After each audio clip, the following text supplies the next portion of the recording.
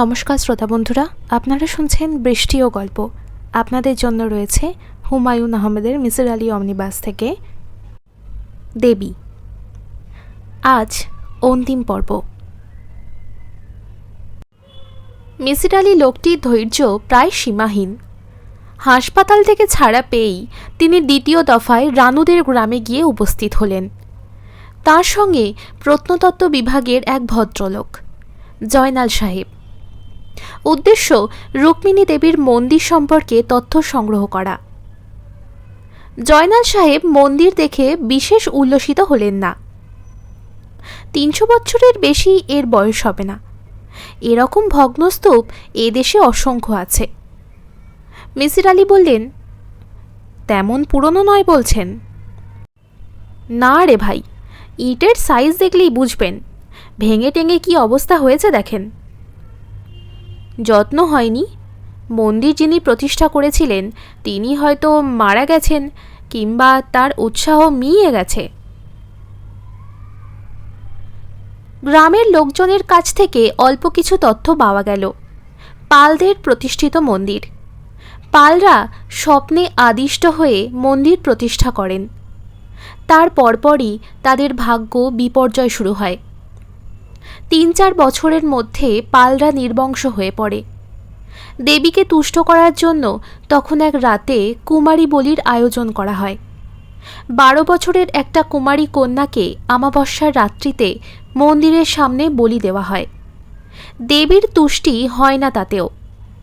পাথরের মূর্তি এত সহজে বোধ হয় তুষ্ট হয় না। তবে গ্রামের মানুষরা নাকি বলি দেওয়া মেয়েটিকে এরপর থেকে গ্রামময় ছোটাছুটি করতে দেখে।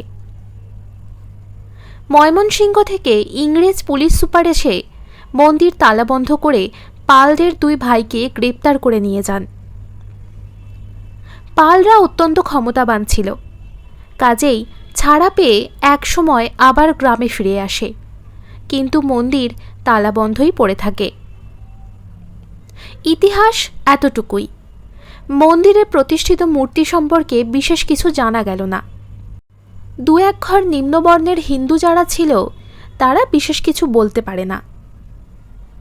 হরিশ মণ্ডল বলল, বাবু, আমরা কেউ ওই দিকে যাই না। ওই মন্দিরে গেলে নির্বংশ হতে হয়। কে যাবে বলেন? আপনি তো শিক্ষিত লোক, এইসব বিশ্বাস করেন? করি না, কিন্তু যাইও না। মূর্তিটা আপনি দেখেছেন?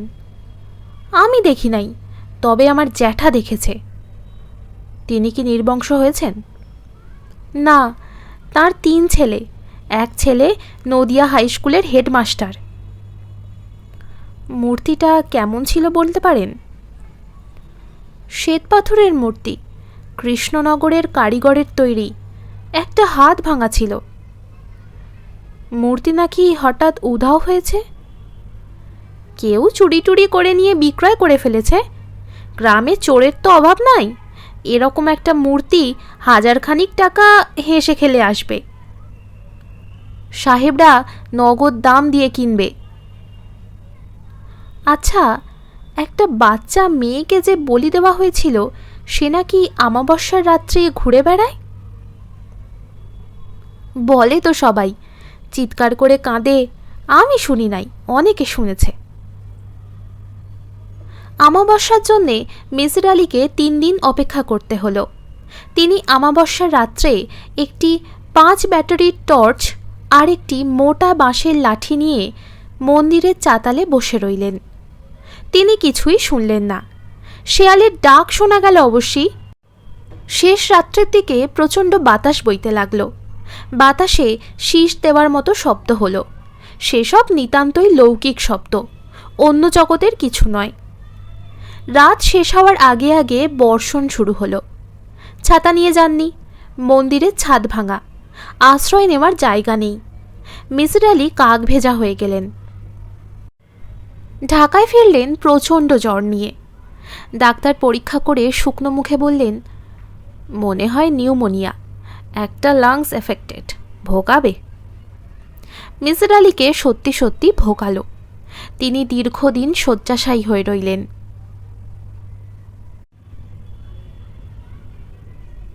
বইপাড়াতে এ সময় লোকজন তেমন থাকে না। আজ যেন আরও নির্জন। নীলু একা একা কিছুক্ষণ হাঁটল। তার খুব ঘাম হচ্ছে। বারবার সবুজ রুমালটি বার করতে হচ্ছে। 4:10 বাজে। চিঠিতে লিখেছে সে 4টার মধ্যে আসবে, কিন্তু আশেপাশে কাউকে দেখা যাচ্ছে না। নীলু অবশ্যই কারোর মুখের দিকে তাকাতেও পারছে না। কাউকে তাকাতে দেখলেই বুকের মধ্যে ধক করে উঠছে।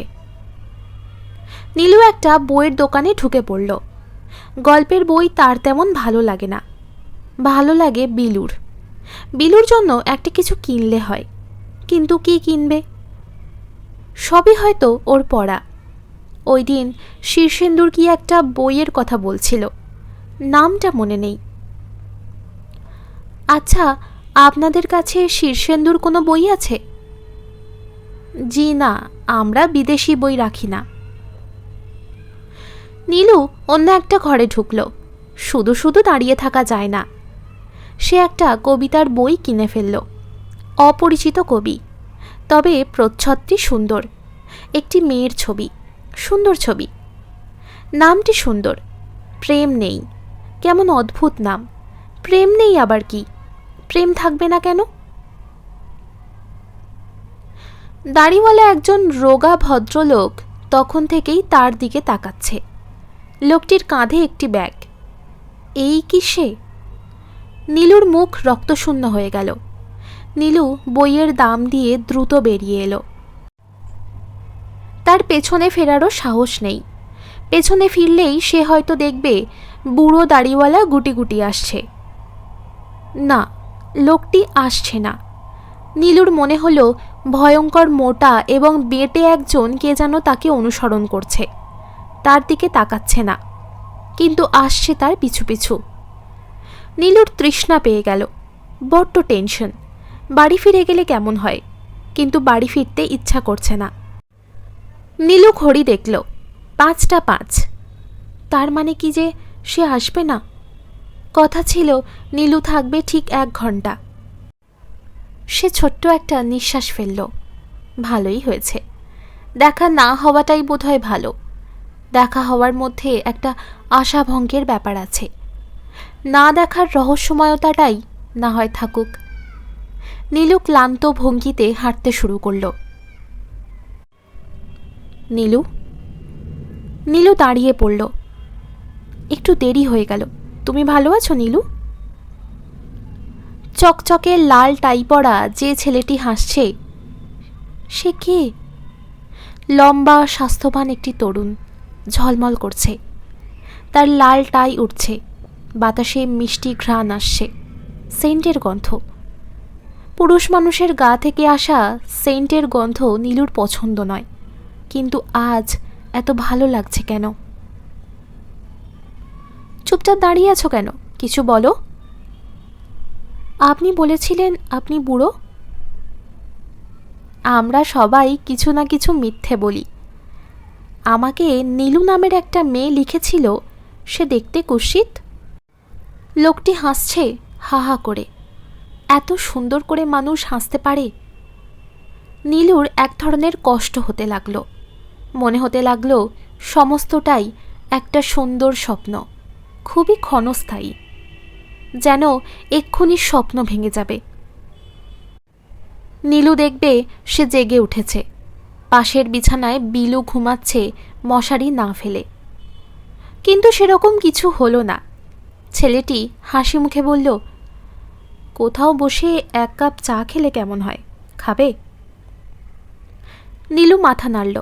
সে খাবে। তুমি কিন্তু সবুজ রুমালটি ব্যাগে ভরে ফেলেছ। আমি যেতে ঠিক সাহস পাচ্ছি না। নীলু অস্বাভাবিক ব্যস্ত হয়ে রুমাল বের করতে গেল। একটা লিপস্টিক, একটা ছোট চিরুনি, কিছু খুচরো পয়সা গড়িয়ে পড়ল নিচে। ছেলেটি হাসি মুখে সেগুলি কুড়োচ্ছে। নীলু মনে মনে বলল, যেন এটা স্বপ্ন না হয়, আর স্বপ্ন হলেও যেন স্বপ্নটা অনেকক্ষণ থাকে। নীলুর খুব কান্না পেতে লাগলো। নিউ মার্কেটের ভেতর চা খাওয়ার তেমন ভালো জায়গা নেই। ওরা বলাকা বিল্ডিংয়ের দোতলায় গেল। চমৎকার জায়গা, অন্ধকার অন্ধকার চারদিক, পরিচ্ছন্ন টেবিল, সুন্দর একটা মিউজিক হচ্ছে।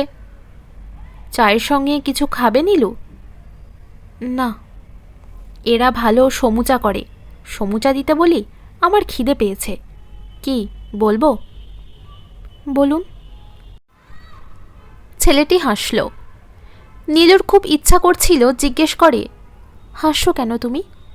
আমি কি হাস্যকর কিছু করেছি? কিন্তু নীলু কিছু বলল না।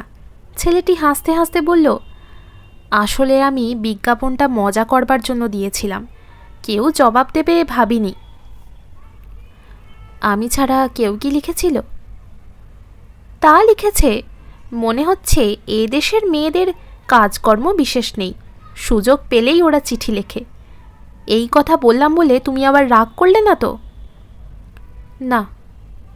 গুড। আমি কিন্তু শুধু তোমার চিঠির জবাব দিয়েছি, অন্য কারোর চিঠির জবাব দিইনি। আমার কথা বিশ্বাস করছো তো? করছি। বেয়ারা চায়ের পর দিয়ে গেল। ছেলেটি বলল, দাও, আমি চা বানিয়ে দিচ্ছি। ঘরে বানাবে মেয়েরা, কিন্তু বাইরে পুরুষরা, এই নিয়ম। নীলু লক্ষ্য করল ছেলেটি তার কাপে 3 চামচ চিনি দিয়েছে। নীলু একবার লিখেছে সে চায়ে 3 চামচ চিনি খায়। ছেলেটি সেটা মনে রেখেছে। কি আশ্চর্য! চায়ে এত চিনি খাওয়া কিন্তু ভালো না। নীলু কিছু বলল না। এরপর থেকে চিনি কম খাবে। নীলু ঘাড় নাড়ল। তারা সন্ধ্যা পর্যন্ত বসে রইল। নীলু একবার বলল, সন্ধ্যা হয়ে যাচ্ছে, উঠি। ছেলেটি বলল, আরেকটু বসো, আমি বাসায় পৌঁছে দেব, আমার সঙ্গে গাড়ি আছে। নীলু আর কিছু বলল না। একটু দেরি হলে তোমাকে আবার বাসায় বকবে না তো? না, বকবে না। আমি মাঝে মাঝে অনেক রাত করে বাসায় ফিরি। সেটা ঠিক না নীলু, শহর বড় হচ্ছে, ক্রাইম বাড়ছে, ঠিক না?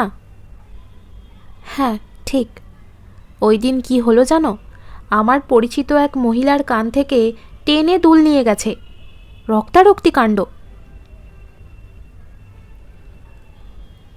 আমি বাইরে গেলে গয়না টয়না পরি না, না পড়াই উচিত। আচ্ছা নীলু, তুমি কি আজ তোমার বাবার সঙ্গে আমাকে আলাপ করিয়ে দেবে? আপনি যদি চান দেব। আমি নিশ্চয়ই চাই। তুমি কি চাও? চাই বলতে গিয়ে নীলুর চোখ ভিজে গেল। ছেলেটিকে এখন কত না পরিচিত মনে হচ্ছে। সে যদি এখন হাত বাড়িয়ে নীলুর হাত স্পর্শ করে, তাহলে কেমন লাগবে নীলুর? ভালোই লাগবে।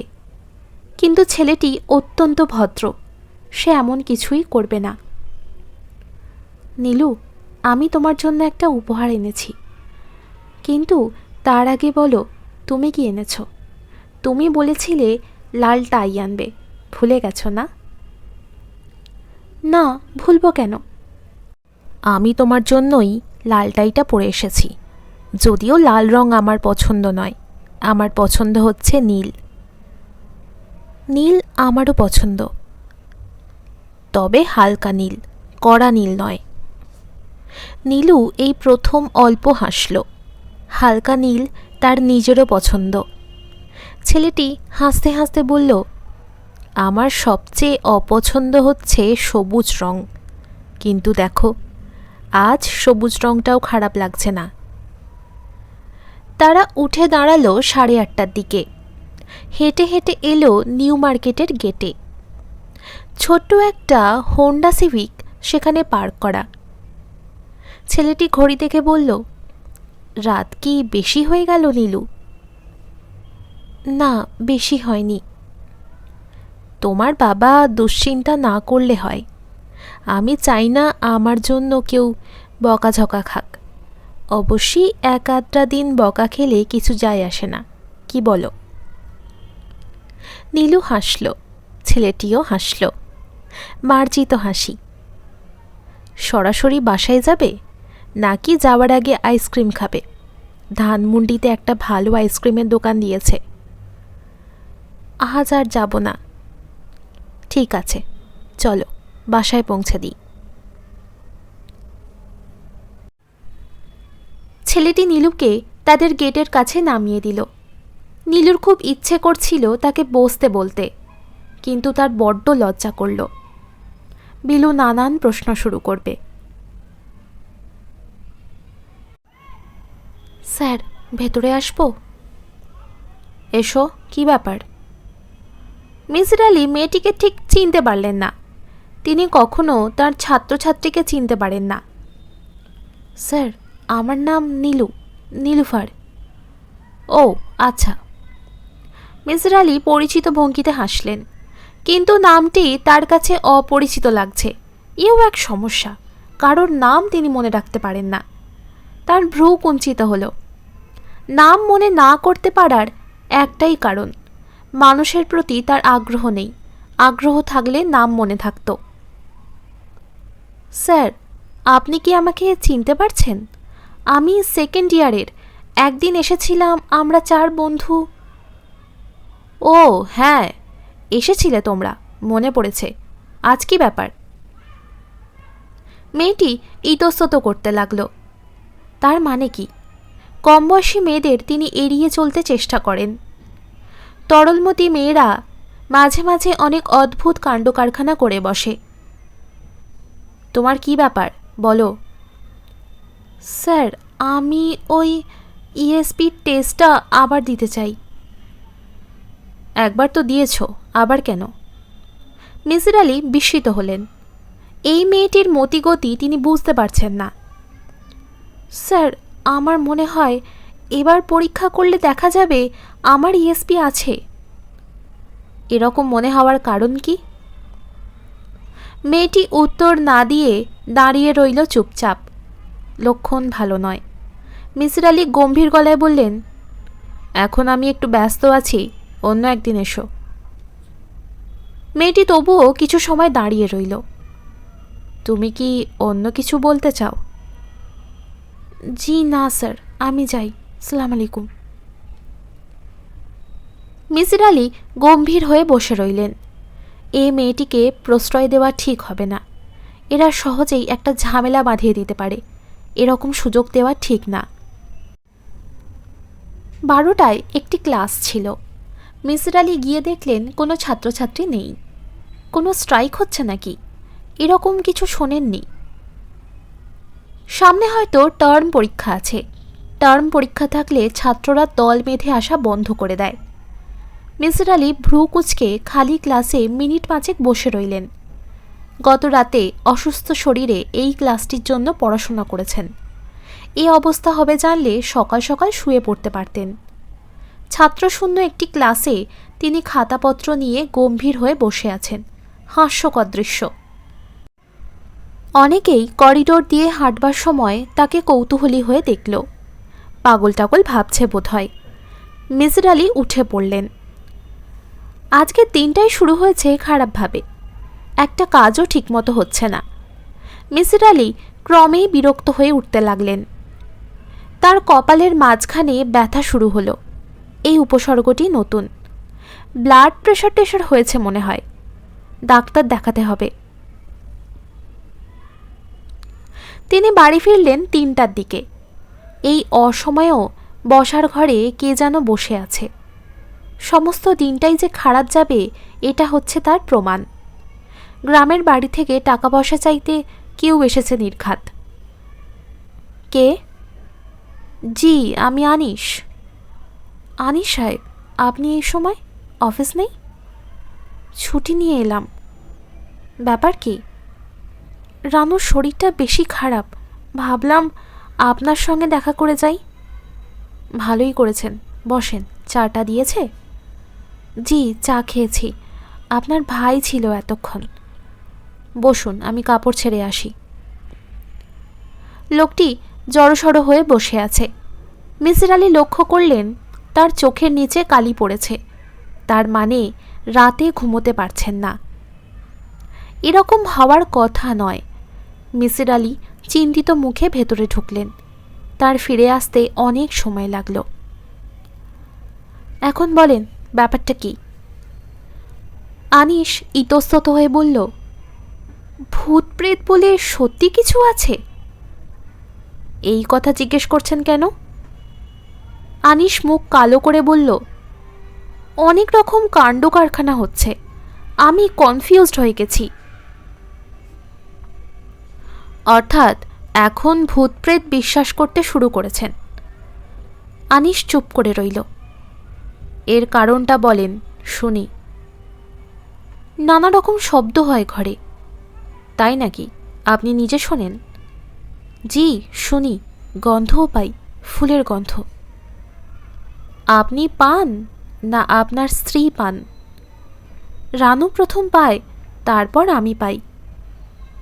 মেজর আলী চুরুট ধরালেন। আনিশ বলল, গত রাতে ঘরের মধ্যে কেউ যেন নূপুর পায়ে হাঁটছিল। এই নূপুরের শব্দ প্রথম কে শোনে? আপনার স্ত্রী? জি। তারপর আপনাকে বলার পর আপনি শুনতে পান? জি। আনিশ সাহেব, এটাকে বলা হয় ইনডিউসড অডিটরি হ্যালুসিনেশন। আপনার মন দুর্বল। আপনার স্ত্রী যখন বলেন শব্দ শুনতে পাচ্ছেন, তখন আপনিও তা শুনতে থাকেন। ব্যাপারটা আপনার মনোজগতে, আসলে কোনো শব্দ হচ্ছে না। আনিশ দীর্ঘ সময় চুপ করে রইল এবং বলল, আপনি যদি একবার আসেন আমাদের বাসায়, আপনি নিজেও শুনবেন। না ভাই, আমি শুনব না। আমি খুব শক্ত ধরনের মানুষ, খুবই যুক্তিবাদী লোক। আপনি আসেন না একবার। ঠিক আছে, যাব। কবে আসবেন? আজ আসতে পারবেন? আমি কাল পরশুর মধ্যে একবার যাব। আমাদের বাড়িওয়ালার খুব সুন্দর ফুলের বাগান আছে, প্রচণ্ড গোলাপও আছে। বিকালের দিকে গেলে সেটাও দেখতে পারবেন। মেজর আলী কিছুক্ষণ তীক্ষ্ণ দৃষ্টিতে তাকিয়ে থেকে বলল, বড় ফুলের বাগান? জি। আনিশ সাহেব, এমন কি হতে পারে না বাতাসে নিচের বাগান থেকে ফুলের সৌরভ ভেসে আসে? সেই সৌরভকে আপনি একটা আধ্যাত্মিক রূপ দেন? হতে পারে? পারে, কিন্তু শব্দটা? কোনো একটা ব্যাখ্যা নিশ্চয়ই আছে। মস্তিষ্ক খুব অদ্ভুত জিনিস আনিশ সাহেব। সে আপনাকে এমনভাবে জিনিস দেখাতে বা শোনাতে পারে যার আসলে কোনো অস্তিত্ব নেই। আপনি কি উঠছেন? জি। আচ্ছা ঠিক আছে, যান। আমার নিজেরও মাথা ধরেছে, দুটো প্যারাসিটামল খেয়েছি, লাভ হচ্ছে না। জ্বরও আসছে বলে মনে হয়। শরীরটা গেছে, বেশি দিন বাঁচব না।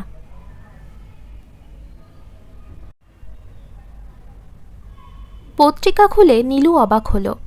সেই বিজ্ঞাপনটি আবার ছাপা হয়েছে। কথাগুলি এক, জিপিও বক্স নাম্বারও ৭৩। শিরোনামটিও আগের মতো, কেউ কি আসবেন? এর মানে কি? নীলুর ধারণা ছিল এই বিজ্ঞাপনটি আর কোনোদিন ছাপা হবে না, এর প্রয়োজন ফুরিয়ে গেছে, কিন্তু এখন তা মনে হচ্ছে না। নীলুর ইচ্ছা হলো দরজা বন্ধ করে কিছুক্ষণ কাঁদার। সে মুখ কালো করে বারান্দায় এসে দাঁড়ালো। বারান্দায় তার জন্য একটা বড় ধরনের চমক অপেক্ষা করছিল। মিসির আলী সাহেব দাঁড়িয়ে। তিনি বললেন, এখানে কি আনিশ সাহেব থাকেন? স্যার, আপনি আমাকে চিনতে পারছেন? ও ইয়ে, তুমি আমার ছাত্রী। কোন ইয়ার? 3rd ইয়ার স্যার। নীলু আমার নাম, নীলুফার। ও আচ্ছা, নীলুফার। তোমার তেতলায় আনিশ সাহেব থাকেন নাকি? জি, তার কাছে এসেছি। উঠবার রাস্তা কোন দিকে? নীলু তাকে সঙ্গে করে 3 তলায় নিয়ে গেল। ফেরবার পথে আমাদের বাসা হয়ে যাবেন স্যার, যেতেই হবে। আচ্ছা, দেখি। দেখা দেখি না স্যার, আপনি আসবেন। আনিশ ঘরে ছিল না। রানু তাকে নিয়ে বসালো। সে খুবই অবাক হয়েছে। মিসির আলী বললেন, খুব অবাক হয়েছেন মনে হচ্ছে। আপনি আপনি করে বলছেন কেন? ও আচ্ছা, তুমি তুমি করে বলতাম তাই না? ঠিক আছে, এখন বলো, আমাকে দেখে অবাক হয়েছ? হ্যাঁ। খুব অবাক হয়েছ? জি, আপনি আসবেন ভাবতেই পারিনি। মিসির আলী সিগারেট ধরিয়ে হাসি মুখে বললেন, তুমি তো শুনেছি সব কিছু আগে বলে দিতে পারো, এটা তো পারার কথা ছিল। রানু থমথমে গলায় বলল, আপনি লোকটি বেশ অদ্ভুত। তাই নাকি? হ্যাঁ, আপনার যুক্তিও খুব ভালো, বিশ্বাস করতে ইচ্ছা হয়। বিশ্বাস করলেই পারো। আনিস সাহেব কখন আসবেন? এসে পড়বে। আমাকে একটু চা খাওয়াও। আর শোনো, তোমাদের একটা কাজের ছেলে আছে নাকি? ওকে পাঠাও তো আমার কাছে। ওকে কি জন্যে? কয়েকটা কথা জিজ্ঞেস করব। মিসির আলি বললেন, কি নাম? জিতু মিয়া। দেশ কোথায়? টাঙ্গাইল। শুনলাম 2-1 দিন আগে তুমি নাকি রাতের বেলা কি একটা দেখে ভয় পেয়েছ? জি, পাইছি। কি দেখেছ? পাকের ঘরে একজন মেয়ে মানুষ হাঁটাচলা করতেছে। সুন্দরী? জি, খুব সুন্দর। রান্নাঘরে তো বাতি জ্বালানো ছিল। জি না। অন্ধকারে তুমি মানুষ কিভাবে দেখলে? জিতু নিশ্চুপ। আমার মনে হয় জিনিসটা তুমি স্বপ্নে দেখেছ। জিতু নিশ্চুপ হয়ে রইল। আচ্ছা জিতু মিয়া, তুমি যাও। শোনো, 1 প্যাকেট সিগারেট নিয়ে এসো আমার জন্য। ক্যাপস্টান নাও, টাকাটা নাও। জিতু মিয়া চলে গেল। রানু ছোট্ট একটা নিঃশ্বাস ফেলে বলল, ইউনিভার্সিটির সব মাস্টাররাই কি আপনার মতো বুদ্ধিমান? না, আমার নিজের বুদ্ধি একটু বেশি। আচ্ছা, এখন যে খুটখাট শব্দ শোনা যাচ্ছে, এই শব্দটার কথাই কি আনিস সাহেব আমাকে বলেন? রানু জবাব দিল না। মিসির আলি কান পেতে শুনলেন। শব্দটা তো বেশ স্পষ্ট, রান্নাঘর থেকে আসছে না? এই শব্দটার কথাই আনিস সাহেব বলেন, তাই না? বোধ হয়। আপনি রান্নাঘর দেখবেন, আপনি যাওয়া মাত্রই শব্দ থেমে যাবে। শব্দটা বেশিরভাগই রান্নাঘরে হয়? জি। ইঁদুর মারা কিছু বিষ ছড়িয়ে দাও, আর শব্দ হবে না। ওটা ইঁদুরের শব্দ, রান্নাঘরে খাবারের লোভে ঘোরাঘুরি করে। সেজন্যই শব্দটা বেশি হয় রান্নাঘরে, বুঝলে? যুক্তিটা পছন্দ হচ্ছে না মনে হয়। যুক্তি ভালোই। 1 কাপ চা খাবেন? না, এখন উঠব। আনিস সাহেব মনে হয় আজ আর আসবেন না। না, আপনি আর একটু বসুন, আপনাকে একটা গল্প বলবো। আজ আর না রানু, মাথা ধরেছে। মাথা ধরলেও আপনাকে শুনতে হবে। বসুন, আমি চা আনছি। প্যারাসিটামল খাবেন? ঠিক আছে। চা আসবার আগেই আনিস এসে পড়ল। তার অফিসে নাকি কি একটা ঝামেলা হয়েছে। 10,000 টাকার একটা চেকের হিসাবে গণ্ডগোল। চেকটা ইস্যু হয়েছে আনিসের অফিস থেকে। আনিসের চোখে মুখে ক্লান্তি। মিসির আলি বললেন, আপনি বিশ্রাম টিশ্রাম করেন, আমার জন্য ব্যস্ত হবেন না। আমি রানুর কাছ থেকে একটা গল্প শুনব। কি গল্প? জানি না কি গল্প, ভয়ের কিছু হবে। রানু বলল, না, ভয়ের না। তুমি গোসল টোসল সেরে এসে চা খাও। আমি গল্প শুনতে পারবো না। না, সব গল্প সবার জন্য না। আনিসের কপালে সূক্ষ্ম ভাঁজ পড়ল। সে কিছু বলল না, বাথরুমে ঢুকে পড়ল। রানু তার গল্প শুরু করল খুব শান্ত গলায়। মিসির আলি তাকে তীক্ষ্ণ দৃষ্টিতে লক্ষ্য করতে লাগলেন। রানুর দ্বিতীয় গল্প। আমার তখন মাত্র বিয়ে হয়েছে, সপ্তাহখানেকও হয়নি। সেই সময় এক কাণ্ড হলো। আমার বিয়ে হয়েছিল শ্রাবণ মাসের 6 তারিখে। ঘটনাটা ঘটল শ্রাবণ মাসের 14 তারিখ। সকালবেলা আমার এক মামা শ্বশুর এসে ওকে নিয়ে গেল মাছ মারতে। নৌকায় করে মাছ মারা হবে। নৌকা বড় গাং দিয়ে যাবে সোনাপোতার বিলে। বড়শি ফেললেই সেখানে বড় বড় বোয়াল মাছ পাওয়া যায়। বর্ষাকালের বোয়ালের কোনো স্বাদ নেই, জানেন তো। কিন্তু সোনাপোতার বোয়ালে বর্ষাকালেই নাকি সবচেয়ে বেশি তেল হয়।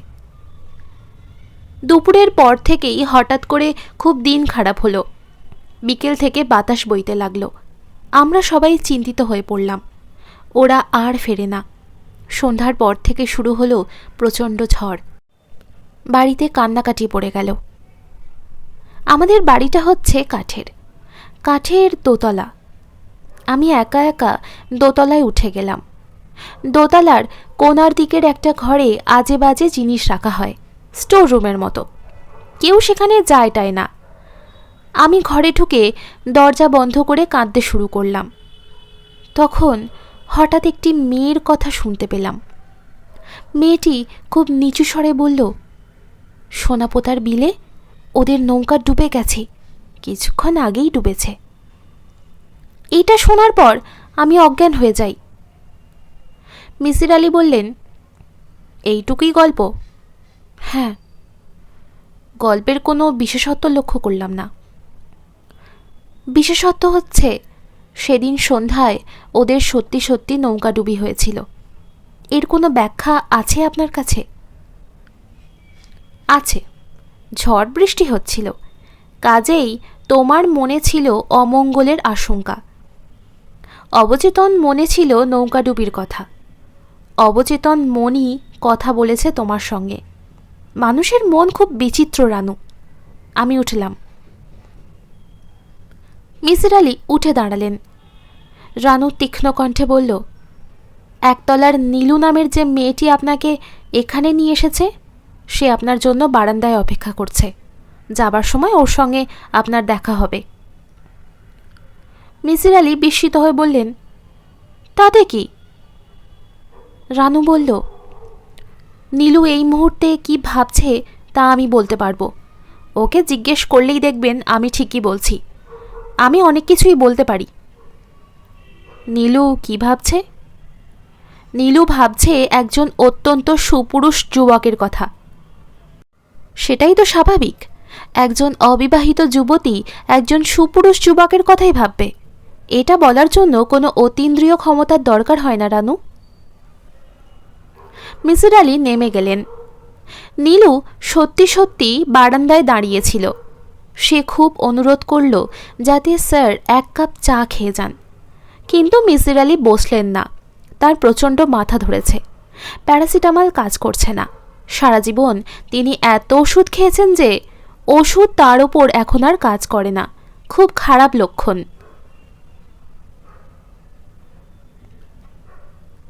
নীলুর বাবা বারান্দায় বসেছিলেন। নীলুকে বেরোতে দেখে তিনি ডাকলেন, নীলু, কোথায় যাচ্ছ মা?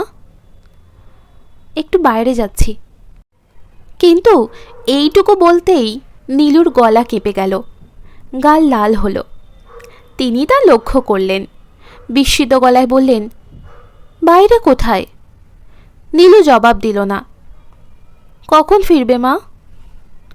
8টা বাজার আগেই ফিরব। গাড়ি নিয়ে যাও। গাড়ি লাগবে না। তোমার কিছু লাগবে বাবা? চা বানিয়ে দিয়ে যাব? না, চা লাগবে না। একটু সকাল সকাল ফিরিস মা, শরীরটা ভালো না। সকাল সকালই ফিরব।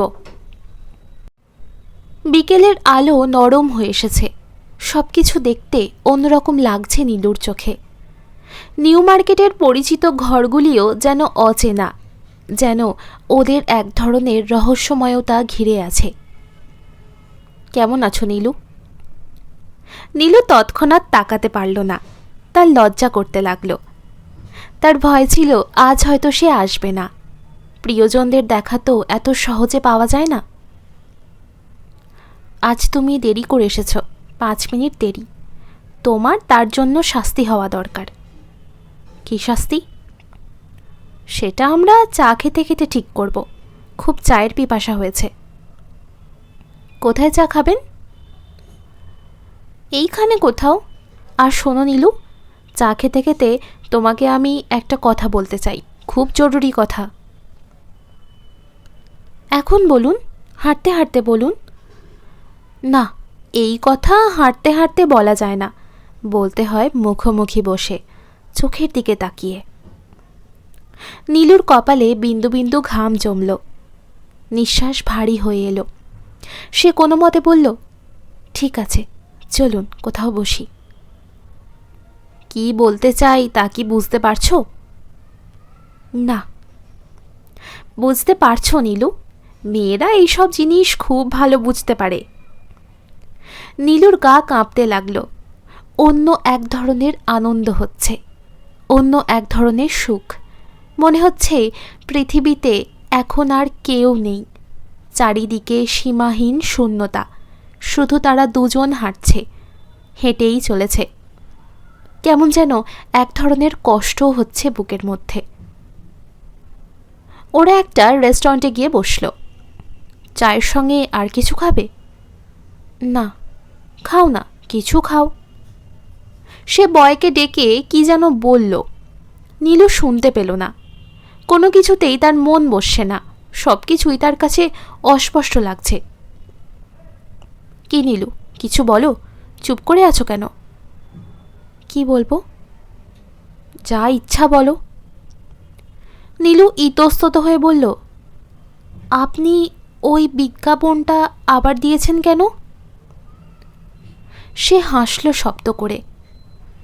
দেখেছ বিজ্ঞাপনটা? হ্যাঁ। মন খারাপ হয়েছে?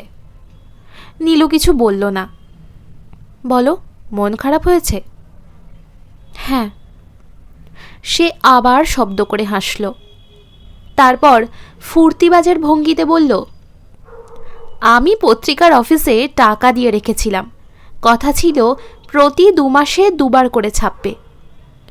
তোমার সঙ্গে দেখা হবার পর তার আর প্রয়োজন ছিল না, কিন্তু সেটা বলা হয়নি। আগামীকাল বন্ধ করে দেব। এখন খুশি তো? নীলু জবাব দিল না। বলো, এখন তুমি খুশি? এইভাবে চুপ করে থাকলে হবে না, কথা বলতে হবে। বলো, তুমি খুশি? হুম। সে আর এক দফা চায়ের অর্ডার দিয়ে একটা সিগারেট ধরালো। খানিকক্ষণ দুজনই কোনো কথা বলল না। বাইরে সন্ধ্যা ঘনিয়ে আসছে। পৃথিবী বড় সুন্দর গ্রহ, এতে বেঁচে থাকতে সুখ আছে। নীলু, তোমাকে যে কথাটি আমি বলতে চাচ্ছিলাম সেটা বলি? বলুন। দেখো নীলু, সারা জীবন পাশাপাশি থেকেও এক সময় একজন অন্যজনকে চিনতে পারে না। আবার এমনও হয় এক পলকের দেখায় একে অন্যকে চিনে ফেলে, ঠিক না? নীলু জবাব দিল না। বলো, ঠিক না? হ্যাঁ। তোমাকে প্রথম দিন দেখেই। সে চুপ করে গেল। নীলুর চোখে জল এলো। নীলু, আজ যদি তোমাকে আমাদের বাড়ি নিয়ে গিয়ে সবার সঙ্গে পরিচয় করিয়ে দিই, তাতে তোমার আপত্তি আছে? নীলু ছোট্ট একটি নিঃশ্বাস ফেলল, জবাব দিল না। সে মুখ ঘুরিয়ে বসেছিল। সে তার চোখের জল তাকে দেখাতে চায়নি। বলো নীলু, আপত্তি আছে? আমাকে 8টার মধ্যে বাড়ি ফিরতে হবে। 8টার আগেই আমরা বাড়ি ফিরব। এসো, উঠি। সে নীলুর হাত ধরল। ভালোবাসার স্পর্শ, যার জন্য তরুণীরা সারা জীবন প্রতীক্ষা করে থাকে।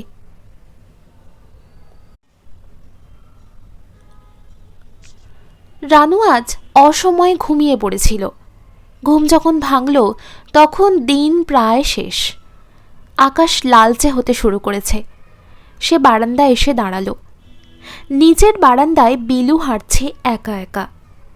রানুর কেমন জানি অস্বস্তি বোধ হতে লাগলো, যেন কোথাও কিছু একটা অস্বাভাবিক আছে। সে ধরতে পারছে না। নিচে থেকে বিলু ডাকল, রানু ভাবি, চা খেলে নেমে এসো, চা হচ্ছে। চা খাবো না। আসো না বাবা, ইন্টারেস্টিং একটা ব্যাপার বলবো, কুইক। রানু নেমে গেল। তার মাথায় সূক্ষ্ম একটা যন্ত্রণা হচ্ছে। কিছুই ভালো লাগছে না, বমি বমি ভাব হচ্ছে। বারান্দায় নীলুর বাবাও ছিল।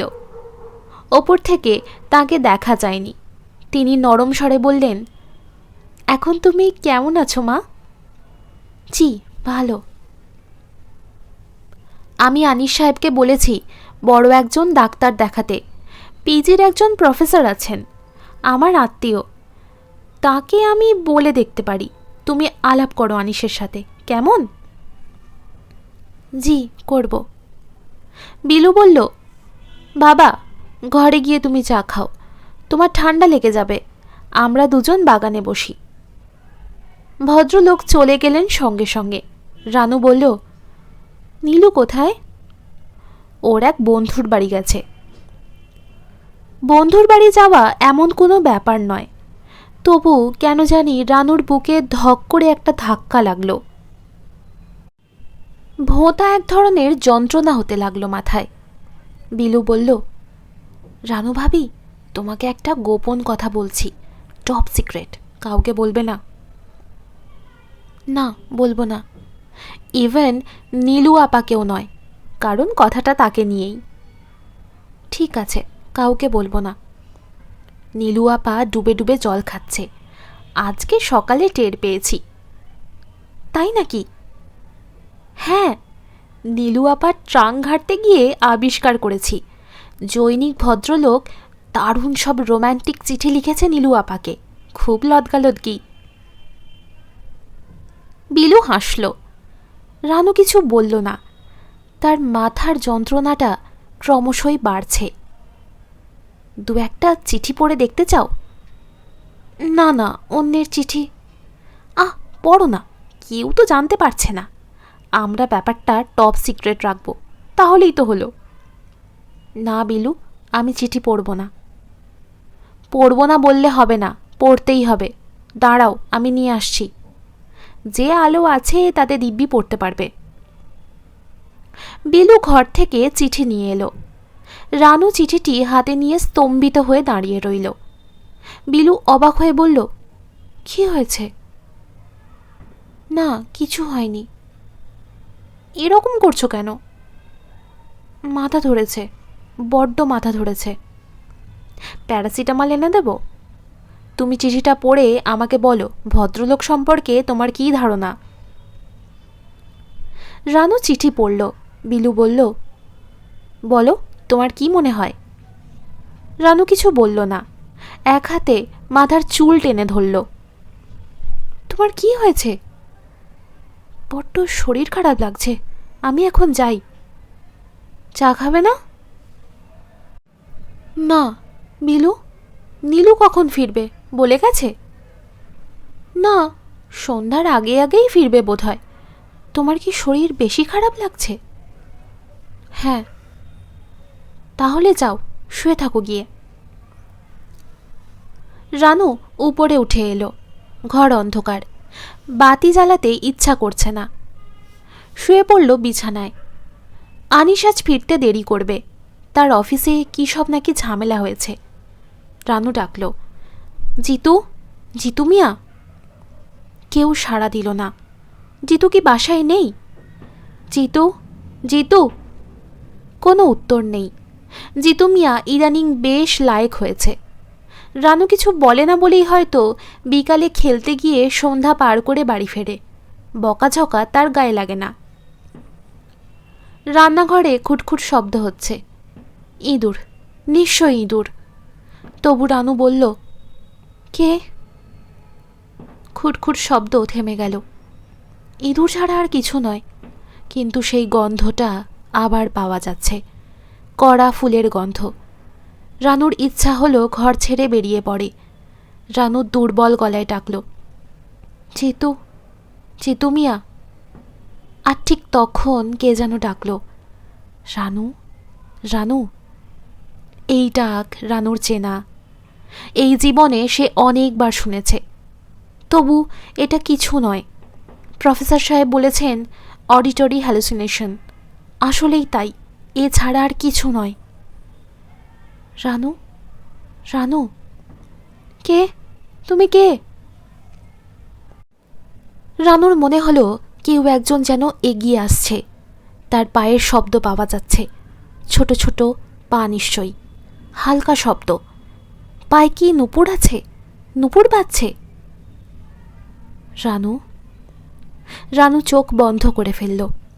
এসব সত্যি নয়, চোখের ভুল। রানু দুর্বল গলায় বলল, তুমি কে? আমাকে তুমি চিনতে পারছো না? না। কিশোরীর গলায় মৃদু হাসি শোনা গেল। তাকাও রানু, তাকালেই চিনবে। আমি চিনতে চাই না। তোমার বন্ধু নীলু, ওর খুব বিপদ রানু। একদিন তোমার যে বিপদ ঘটতে যাচ্ছিল তার চেয়েও অনেক বড় বিপদ। দরজায় ধাক্কা পড়ছে। জিতু এসেছে বোধহয়। রানু তাকালো, কোথাও কেউ নেই। ফুলের গন্ধ কমে এসেছে। জিতু মিয়া বাইরে থেকে ডাকল, আম্মা আম্মা। রানু উঠে দরজা খুলল। আপনার কি হয়েছে? কিছু হয়নি।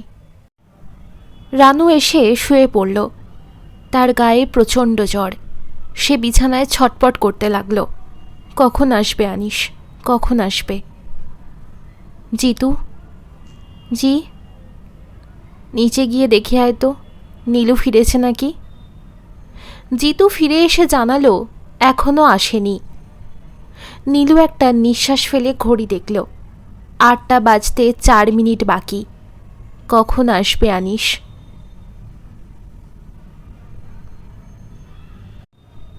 সারাটা পথ নীলু চুপ করে রইল। একবার সে বলল, কি ব্যাপার এত চুপচাপ যে? নীলু তারও জবাব দিল না। তার কথা বলতে ইচ্ছে হচ্ছে না। সে আছে একটা ঘোরের মধ্যে। গান শুনবে? গান দেব? নীলু মাথা নাড়ল। সেটা হ্যাঁ কি না তাও স্পষ্ট হলো না। কি গান শুনবে? Country music? কান্ট্রি মিউজিকে কার গান তোমার পছন্দ? নীলু জবাব দিল না। আমার ফেভারিট হচ্ছে জন ডেনভার। জন ডেনভারের রকি মাউন্টেন হাই গানটা শুনেছ? না। খুব সুন্দর, অপূর্ব মেলোডি। সে ক্যাসেট টিপে দিতেই জন ডেনভারের অপূর্ব কণ্ঠ শোনা গেল। কেমন লাগছে নীলু? ভালো। শুধু ভালো না বেশ ভালো? সেও জন ডেনভারের সঙ্গে গুনগুন করতে লাগল। নীলুর মনে হলো ওর গানের গলাও তো চমৎকার। একবার ইচ্ছে হলো জিজ্ঞেস করে গান জানেন কি না, কিন্তু সে কিছু জিজ্ঞেসে করল না। তার কথা বলতে ইচ্ছে হচ্ছে না। গাড়ি কোন দিক দিয়ে যাচ্ছে, কোথায় যাচ্ছে তাও সে লক্ষ্য করছে না। একবার শুধু ট্রাফিক সিগন্যালে গাড়ি অনেকক্ষণ দাঁড়িয়ে রইল। একজন ভিখিরি এসে ভিক্ষা চাইল। সে ধমকে উঠল কড়া গলায়। তারপর আবার গাড়ি চালালো। নীলু ফিসফিস করে বলল, কটা বাজে? 7:35। তোমাকে 8টার আগেই পৌঁছে দেব। আপনার বাড়ি মনে হয় অনেক দূর। শহর থেকে একটু দূরে বাড়ি করেছি। কোলাহল ভালো লাগে না। Far from the madding crowd. কার লেখা জানো? না। টমাস হার্ডির। পড়ে দেখবে, চমৎকার। অথচ ট্র্যাজেডি হচ্ছে টমাস হার্ডিকেই নোবেল পুরস্কার দেওয়া হয়নি। তুমি তার বই কখনো পড়েছ? না। পড়ে দেখবে, খুব রোম্যান্টিক ধরনের রাইটিং। গাড়ি ছুটে চলেছে মিরপুর রোড ধরে। হঠাৎ নীলু বলল, আমার ভালো লাগছে না। কি বললে? আমার ভালো লাগছে না, আমি বাসায় যাব। সে তাকালো নীলুর দিকে। একটা হাত বাড়িয়ে ক্যাসেটের ভলিউম বাড়িয়ে দিল। গাড়ির গতি কমল না। আমি বাসায় যাব। 8টার সময় আমি তোমাকে বাসায় পৌঁছে দেব। না, আজ আমি কোথাও যাব না। প্লিজ গাড়িটা থামান, আমি নেমে যাব। কেন? আমার ভালো লাগছে না, প্লিজ। সে তাকালো নীলুর দিকে। নীলু শিউরে উঠল। এ কেমন চাউনি, যেন মানুষ নয়, অন্য কিছু। প্লিজ গাড়িটা একটু থামান। কোনো রকম ঝামেলা না করে চুপচাপ বসে থাক, কোনো রকম শব্দ করবে না। আপনি এরকম করে কথা বলছেন কেন? গাড়ির গতি ক্রমেই বেড়ে যাচ্ছে। ঝড়ের গতিতে পাশ দিয়ে দুটো ট্রাক বেরিয়ে গেল। লোকটি তার একটা হাত রাখল নীলুর উরুতে। নীলু শিউরে উঠে দরজার দিকে সরে গেল। লোকটি হাসল। এ কেমন হাসি! গাড়ি থামান, আমি চিৎকার করব। কেউ এখন তোমার চিৎকার শুনবে না। আপনি কেন আমাকে ভয় দেখাচ্ছেন? আমি ভয় দেখাচ্ছি না, আমি আপনাকে বিশ্বাস করে গাড়িতে উঠেছি। আরও কিছুক্ষণ থাকো, বেশিক্ষণ নয়, এসে পড়েছি বলে। কি করবেন আপনি? তেমন কিছু না। নীলু এক হাতে দরজা খুলতে চেষ্টা করল। লোকটি তাকিয়ে দেখল, কিন্তু বাধা দিল না। দরজা খোলা গেল না। নীলু প্রাণপণে বলতে চেষ্টা করল, আমাকে বাঁচাও, কিন্তু বলতে পারল না। প্রচুর ঘামতে লাগলো, প্রচণ্ড তৃষ্ণা বোধ হলো। আনিস এলো রাত 8:30টায়। ঘর অন্ধকার, কারোর কোনো সাড়া শব্দ নেই। রানু বাতি টাতি নিভিয়ে অন্ধকারে বসে আছে। জিতু মিয়া মশারি খাটিয়ে শুয়ে পড়েছে। রানু, কি হয়েছে? রানু ফোপাতে ফোপাতে বলল, তুমি এত দেরি করলে কেন? কি হয়েছে? নীলুর বড় বিপদ। আনিস কিছু বুঝতে পারল না, অবাক হয়ে তাকালো। রানু থেমে থেমে বলল, নীলুর খুব বিপদ। কিসের বিপদ? কি বলছো তুমি? রানুর কথা জড়িয়ে যাচ্ছে, সে গুছিয়ে কিছু বলতে পারছে না। রানু, তুমি শান্ত হয়ে বসো, তারপর ধীরে সুস্থে বলো, কি ব্যাপার, কি হয়েছে নীলুর? ও একজন খারাপ লোকের পাল্লায় পড়েছে, লোকটা ওকে মেরে ফেলবে। রানু ফোপাতে লাগলো। আনিস কিছুই বুঝতে পারল না। নীলুর বাবার সঙ্গে কিছুক্ষণ আগেই তার কথা হয়েছে। ভদ্রলোক জিজ্ঞাসা করেছেন, কি এত দেরি যে? যার মেয়ের এত বিপদ, সে এরকম স্বাভাবিক থাকবে কি করে? আনিস বলল, ওরা তো কিছু বলল না। ওরা কিচ্ছু জানে না, আমি জানি, বিশ্বাস করো, আমি জানি। আমাকে কি করতে বলো?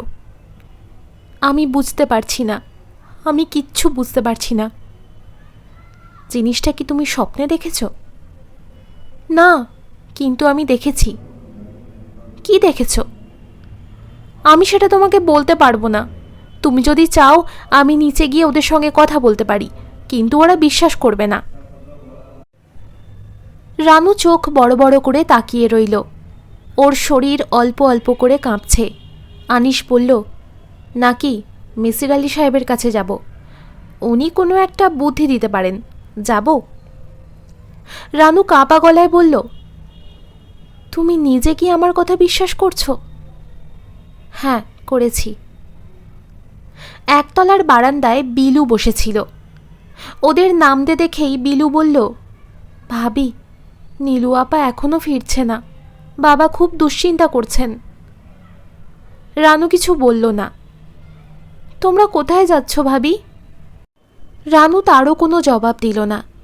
রিকশায় উঠেই সে বলল, আমাকে ধরে রাখো, খুব ভয় লাগছে। আনিস তার কোমর জড়িয়ে বসে রইল। রানুর গা শীতল, রানু খুব ঘামছে, জ্বর নেমে গেছে। রানু চোখ বড় বড় করে বলল, আপনি আমার কথা বিশ্বাস করছেন না, তাই না? মিসির আলি চুপ করে রইলেন। আগে আপনি বলুন, আপনি আমার কথা বিশ্বাস করছেন? বিশ্বাসও করছি না, আবার অবিশ্বাসও করছি না। তুমি নিজে যা সত্যি বলে মনে করছো তাই বলছো, তবে আমি এত সহজে কোনো কিছু বিশ্বাস করি না। কিন্তু যদি সত্যি হয় তখন? মিসির আলি সিগারেট ধরিয়ে কাশতে লাগলেন। বলুন, যদি আমার কথা সত্যি হয়, যদি মেয়েটা মারা যায়? মিসির আলি শান্ত স্বরে বললেন, ঠিক এই মুহূর্তে কি করা যায় তা তো বুঝতে পারছি না। মেয়েটি কোথায় আছে তা তো তুমি জানো না, নাকি জানো? না, জানি না। ছেলেটির নামধামও জানো না? ছেলেটি দেখতে খুব সুন্দর, আমার এরকম মনে হচ্ছে। এই শহরে খুব কম করে হলেও 10,000 সুন্দর ছেলে আছে। আমরা কিছুই করব না? পুলিশের কাছে গিয়ে বলতে পারি একটা মেয়ে হারিয়ে গেছে এবং আশঙ্কা করা যাচ্ছে দুষ্টু লোকের খপ্পরে পড়েছে, কিন্তু তাতেও একটা মুশকিল আছে। 24 ঘন্টা পার না হলে পুলিশ কাউকে মিসিং পার্সন হিসাবে গণ্য করে না। রানু আবার বলল, কিছুই করা যাবে না? মিসির আলি গম্ভীর মুখে সিগারেট টানতে লাগলেন। তিনি লক্ষ্য করলেন রানুর চোখ মুখ শক্ত হয়ে উঠেছে। সে ঘন ঘন নিঃশ্বাস ফেলছে। রানু, তুমি যদি ওই লোকটির কোনো ঠিকানা কোনোভাবে এনে দিতে পারো তাহলে একটা চেষ্টা চালানো যেতে পারে। ঠিকানা কোথায় পাবো?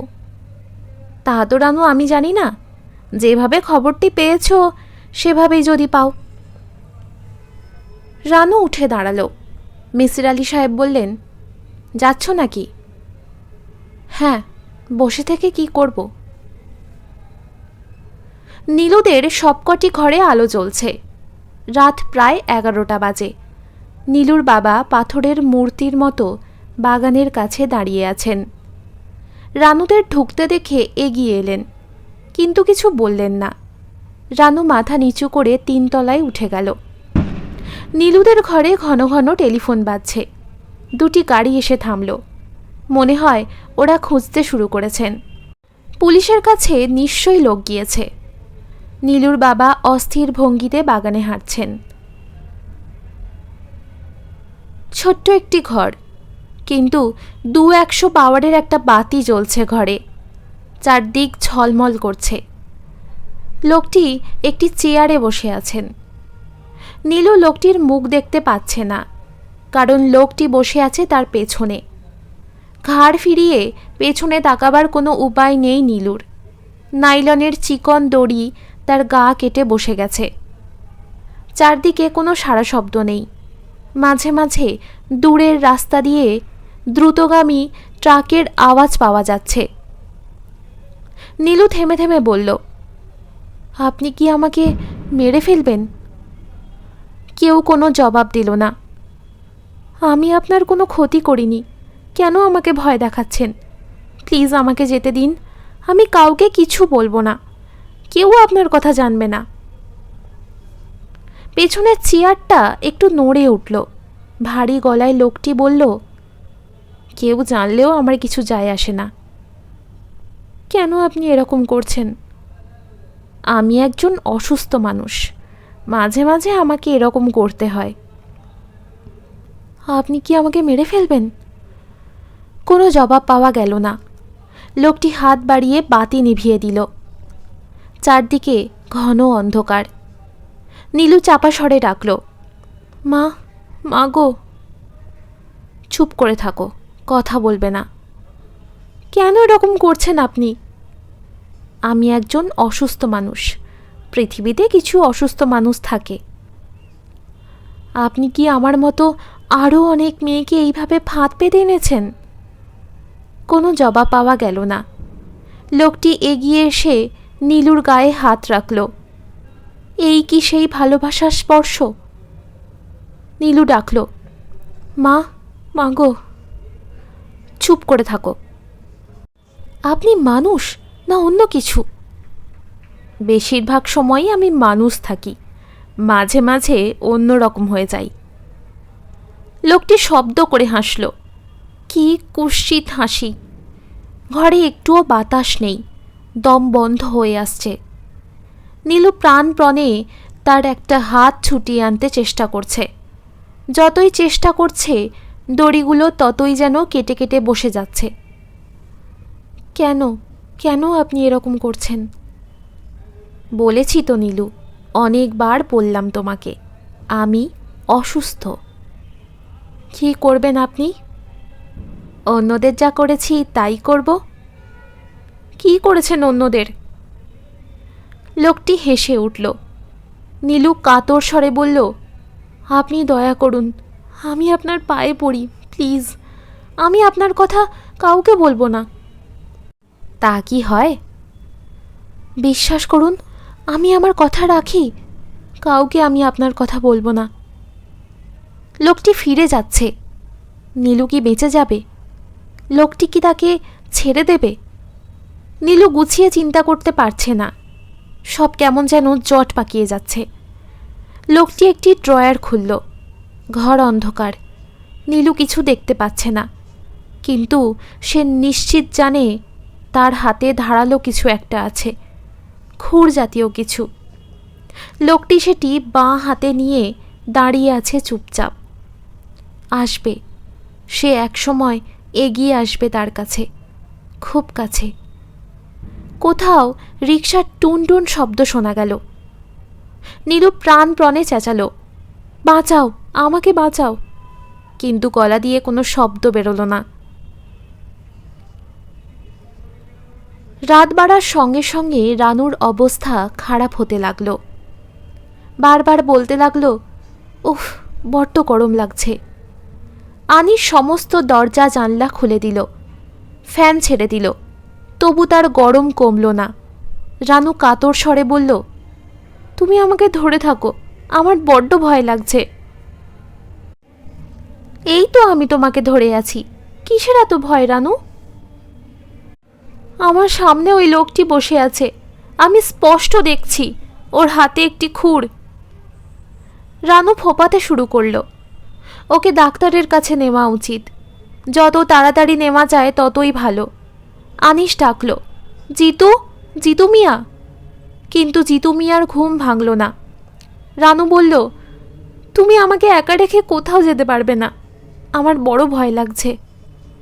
কোনো ভয় নেই রানু, লোকটি খুর হাতে বসে আছে, তবু তুমি বলছো ভয় নেই।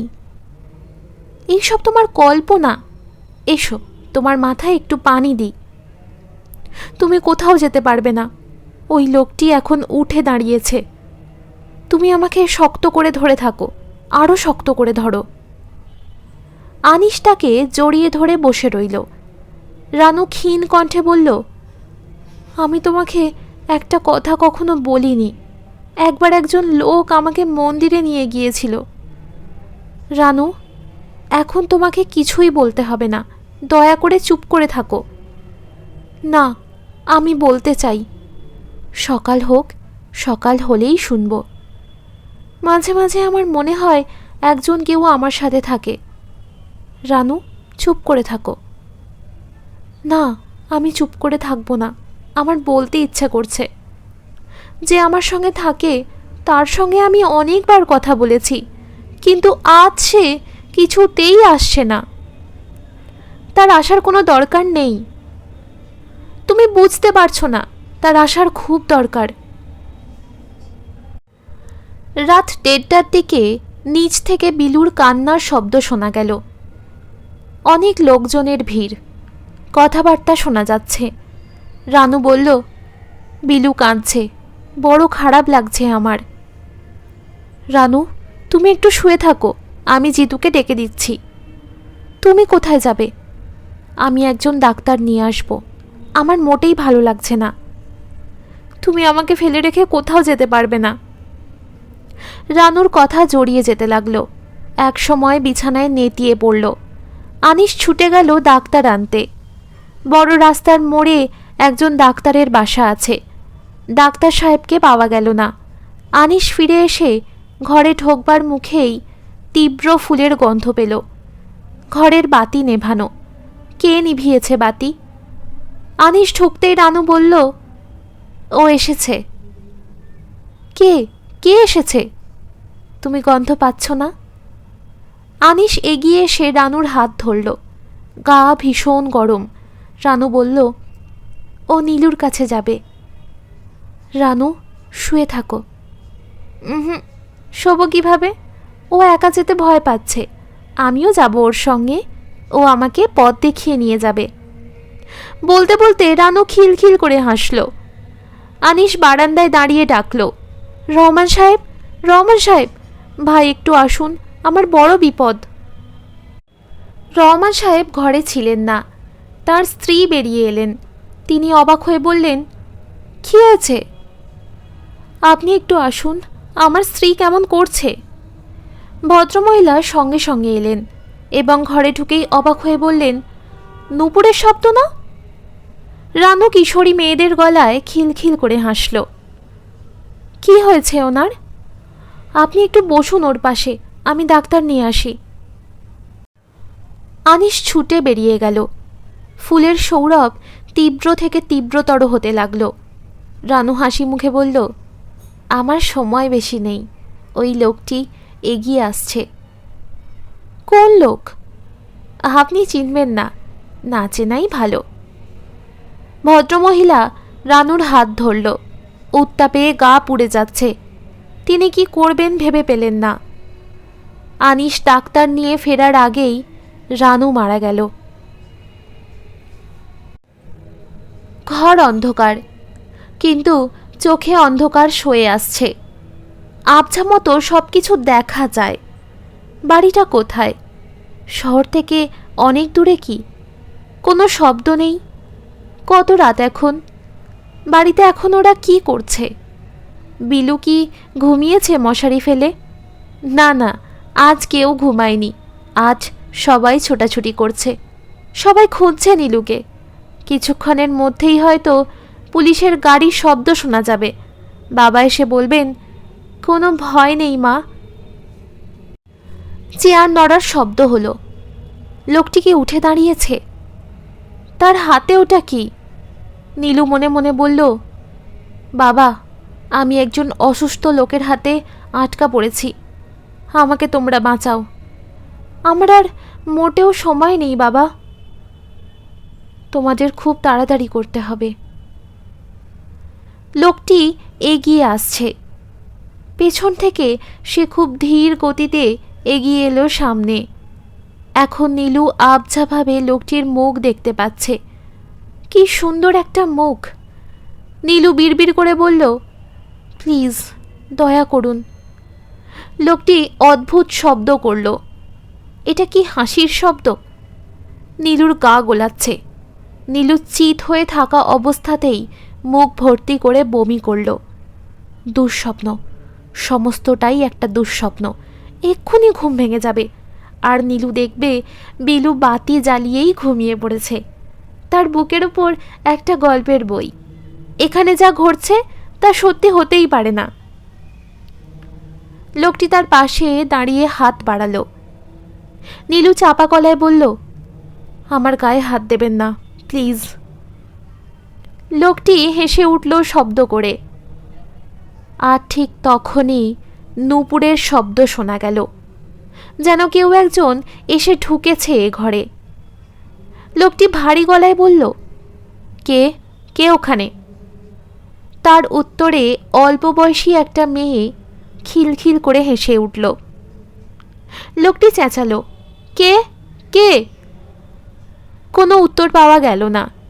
শুধু ঘরের শেষ প্রান্তের একটা জানালা খুলে ভয়ঙ্কর শীতল একটা হাওয়া এসে ঢুকলো ঘরে। সে হাওয়ায় ভেসে এলো অদ্ভুত মিষ্টি একটা গন্ধ। নীলুর মনে হলো একটি মেয়ে যেন নূপুর পায়ে দিয়ে তার চারপাশ দিয়ে ঘুরতে শুরু করেছে। ঘুরতে ঘুরতে একবার মেয়েটি তাকে স্পর্শ করল, আর তক্ষুনি নীলুর মনে হলো আর কোনো ভয় নেই।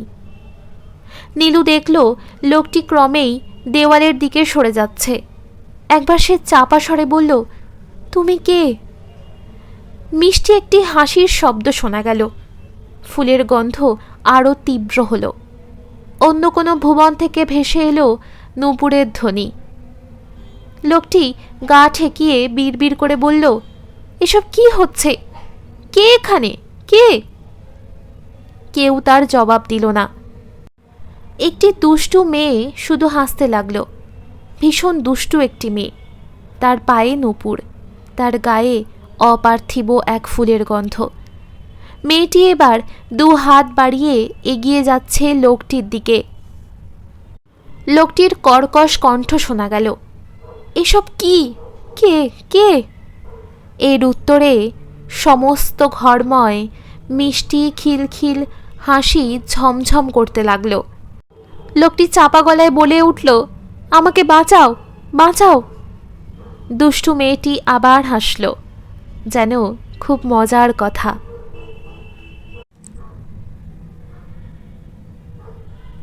থার্ড ইয়ার অনার্সের এই ক্লাসটি মিসির আলি সাহেবকে দেওয়া হয়েছে। Psychology 5th paper. Misir Ali হাসি মুখে ক্লাসে ঢুকলেন। তার মাথা ঝিমঝিম করে উঠল। রানু বসে আছে সেকেন্ড বেঞ্চে। তার দৃষ্টি তীক্ষ্ণ হল। তিনি মেয়েটির দিকে তাকালেন এবং তাকিয়ে রইলেন। মনে হলো মেয়েটির ঠোঁটের কোণায় হাসি লেগে আছে। মিসির আলি কাঁপা গলায় বললেন, তোমার নাম কি? মেয়েটি উঠে দাঁড়ালো, স্পষ্ট স্বরে বলল, আমার নাম নীলু, নীলুফার, রোল নাম্বার 32। আমি একটি মেয়েকে চিনতাম, তুমি দেখতে অবিকল তার মতো। নীলুফার শান্ত স্বরে বলল, আমি জানি। মিসির আলি সাহেব কপালের ঘাম মুছলেন। সমস্ত ব্যাপারটি ভুলে যাওয়ার প্রাণপণ চেষ্টা করতে করতে বললেন, আমি তোমাদের পড়াবো 5th পেপার, খুব ইন্টারেস্টিং একটি টপিক। রানুর মতো দেখতে মেয়েটি তাকিয়ে আছে তাঁর দিকে। মেয়েটির মুখে মৃদু হাসি। শেষ হলো হুমায়ুন আহমেদের লেখা দেবী গল্প পাঠ। আপনাদের কেমন লাগলো কমেন্ট করে জানাতে ভুলবেন না। সুস্থ থাকুন, ভালো থাকুন, বেশি বেশি করে বই পড়ুন। শেষ অবধি আমার সাথে থাকার জন্য অনেক ধন্যবাদ।